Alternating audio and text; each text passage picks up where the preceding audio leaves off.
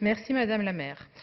Depuis le 4 novembre 2020, les Françaises ont commencé à travailler gratuitement et ce chiffre n'est qu'un indicateur parmi d'autres, un indicateur symbolique des difficultés que les femmes connaissent dans l'emploi public ou privé avec la maternité, la monoparentalité, autant de discriminations à l'embauche ou à la progression qui s'ajoutent aux difficultés du quotidien.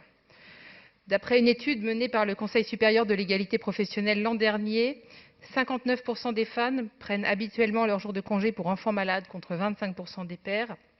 Dans l'année suivant la naissance d'un enfant, 7 femmes sur 10 ont modifié leur organisation du travail et 50% ont réduit ou arrêté leur activité de façon provisoire ou définitive contre seulement 6% des hommes. Nous sommes vraiment loin du modèle suédois en France. Et cette inégalité touche à l'emploi, à tout âge, avec ou sans enfant, car la seule potentialité d'être une femme et donc possiblement fertile conduit à un écart de 20% de salaire à diplôme, compétences et postes équivalents. Elle réduit aussi les facultés de progression. Gisèle Halimi, qui nous a quittés le 28 juillet dernier, le disait, le grand échec, c'est l'égalité au travail. Alors dans ce contexte, oui, Madame la maire, il faut vous féliciter d'avoir promu des femmes. Mais au-delà des nominations, des chartes, des prix, nous devons également réfléchir à des mesures complémentaires, surtout en termes de temps partiel, de congé paternité, là où peut agir la ville concrètement. Premier point, le recours au temps partiel. L'égalité salariale passe aussi par un type de ce contrat dont bénéficient les femmes, et là, le bât blesse. Au sein de la ville de Paris, le temps partiel reste toujours et encore le maillon faible. 87% des agents à temps partiel sont des femmes. S'il y a un axe de progression, c'est celui-ci. Il ne suffit pas de le décréter, il faut aussi les accompagner dans la parentalité. Second point, le développement du congé paternité. Depuis 2016, le pourcentage de pères ayant pris un congé paternité sur la totalité des agents devenus pères dans l'année stagne autour de 80%. On note même une baisse en 2018 et 2019. Dans les filières techniques, l'écart est encore plus grand, puisque en 2019, dans la filière technique à composante majoritairement masculine, sur 59 personnes ayant pris un congé paternité, seuls 3 étaient des hommes. Il faut accompagner, donner les droits, mais aussi accompagner sur l'acculturation. Nous devons porter une attention particulière à ces problématiques puisque dès le 1er juillet 2021, le congé paternité passera de 14 à 28 jours, dont 7 obligatoires.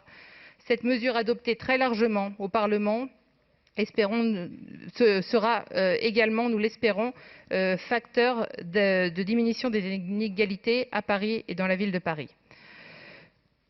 Plusieurs éléments sont peu ou mal mis en valeur dans ce rapport qui porte sur les questions d'emploi, mais plus largement sur la place et l'égalité homme-femme à Paris.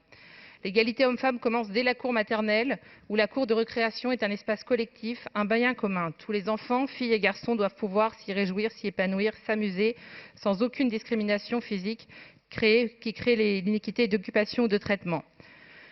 Vous l'évoquez dans le rapport à travers les écoles Oasis, mais le sujet est trop important pour être résumé en seulement un paragraphe dans un rapport de 71 pages.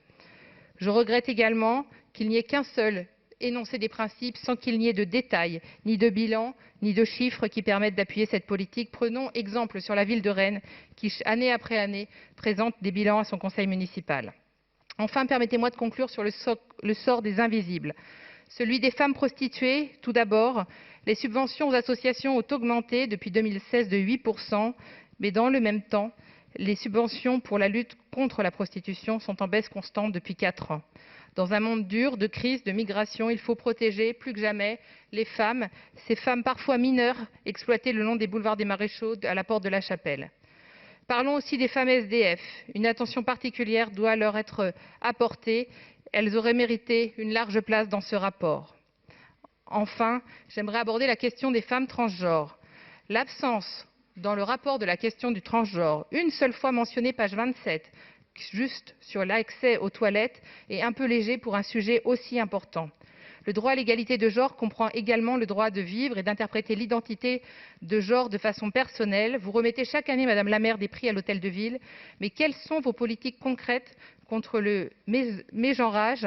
La discrimination quotidienne doit être votre travail aussi en tant qu'employeur. Enfin, je termine sur une remarque tout à fait personnelle. La première des violences faites aux femmes, c'est souvent le ghosting, le fait d'effacer les femmes sur les photos, dans l'espace, dans l'histoire, pour mieux exister. Je regrette à titre personnel que Ségolène Royal, pourtant proche de vous, n'ait pas été invitée aux 5 ans de la COP21 organisée par la ville de Paris la semaine dernière, alors qu'elle était un des principaux architectes de la COP21 aux côtés de Laurent Fabius et François Hollande. Je vous remercie.